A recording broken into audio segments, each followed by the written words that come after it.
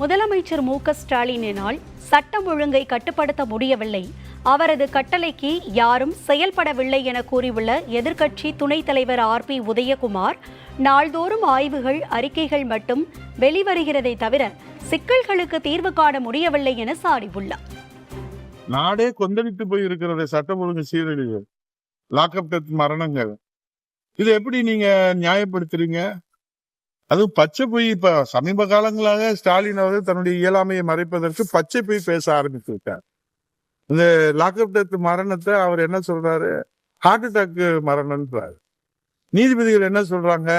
நீதி அரசர்கள் 18 இடத்துல காயம் இருக்கு, அவர் என்ன தீவிரவாதியா? நீங்க எப்படி அவரை கையாளணும்னு உங்களுக்கு தெரியாதா என்று மாண்புமிகு நீதி அரசர்கள், மக்கள் கேட்கிற அந்த கேள்வி நீதி அரசர்கள் இன்னைக்கு கேள்வி கேட்கிறார். மாண்புமிகு முதலமைச்சரை நான் குறை சொல்வதாக யாரும் நினைத்துக் கொள்ளக்கூடாது. அவரும் பாவம் முயற்சி செய்கிறார், ஆனால் அவரால் முடியவில்லை. இதுதான் உண்மை. அவர் ஆட்சிக்கு நல்ல பேர் வேண்டும் என்று தான் சொல்வார். ஆனால் அவருக்கு உரிய ஒத்துழைப்பு கிடைக்கவில்லையா?